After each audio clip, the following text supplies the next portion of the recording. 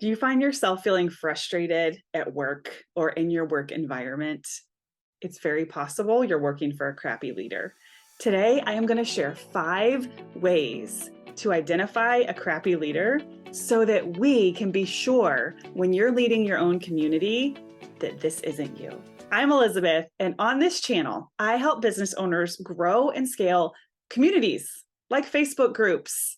So let's get started. I'm going to take you inside my group, the Community Builder, so you can hear exactly how to identify if you're working for a crappy leader so you don't become one. Great community building stems from great leadership. Rather than a crappy leader doesn't acknowledge other people, we're not going to make it about them. We're going to make it about how you feel, okay? How to know you might be surrounded by a crappy leader, working for a crappy leader, whatever it might be, based on how you feel.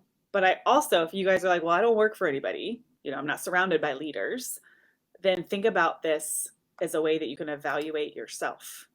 How are you making other people feel? Are you creating this type of atmosphere? Number one is, are you afraid to make mistakes? Are you afraid of a spelling error? Are you afraid of what's going to happen if you forget to do a task, if you turn in a task late? A fear of mistakes is sometimes, yes, we're perfectionists, but it can be cultivated by the way a leader reacts to something. So great leaders are not afraid of mistakes. Like, the most life-changing experience I ever had being on another team was when he said, I would rather lose this $3,000 sale and have a lesson that the whole team can learn from, aka whatever the mistake was, than make the sale and not have this opportunity to learn and get better. That is a great leader. So if you're in a situation where you're constantly feeling nervous or anxious about messing up, A of all, you're probably going to mess up more. And B of all, you're probably in an environment that could be fostering some of those emotions. So if you have a fear of making mistakes, there is a chance that you could be working for a crappy leader, or you're not leading yourself. It goes both ways. Number two is, you don't feel like your ultimate highest good or creativity is being unlocked, right? You feel like you're being put in a box. You have all this creative energy that isn't being utilized.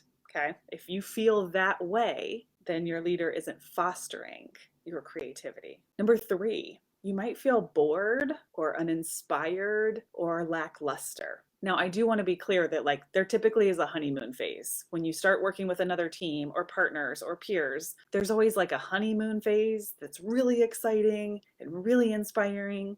And then you kind of get into the day to day or the week to week. So some of this is normal.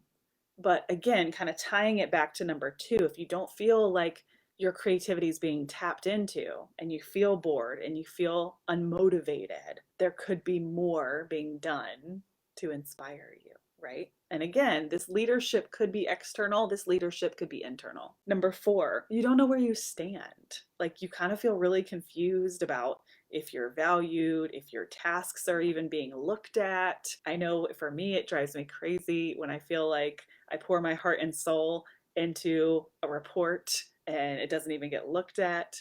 Is that something we should really be adding attachment to? But again, I think at the end of the day, you need to know where you stand constantly, whether that's just value and appreciation, whether that's knowing that the task that you're doing matters, knowing that you're valuable, knowing that your highest good, your creativity, your potential is important. And the last one is, you feel seen, and not just seen and heard. Feeling seen and heard is super important, but that you also feel seen for your strengths and you feel like that person knows your strengths. One time I truly sank when I was working for somebody else, working for, with, whatever we want to say. So I had written a script for them to go live. She wasn't happy with my script. She was like, I just want you to picture yourself as the one that's going live. And I was like, she doesn't know me at all. Like, I do not get nervous. I mean, we all get nervous to an extent, but I live to be outward facing, to go live. Like, this person has no idea that I have gone live 100 times in the course of, 2 years of my life or whatever.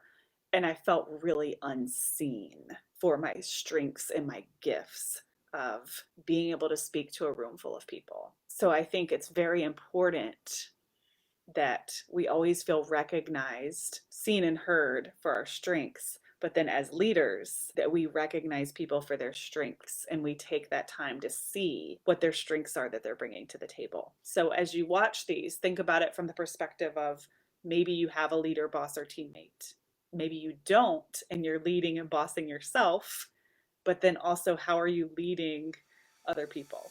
All right, guys, if this video was helpful, make sure that you go back and check out 5 things that could be killing your Facebook group.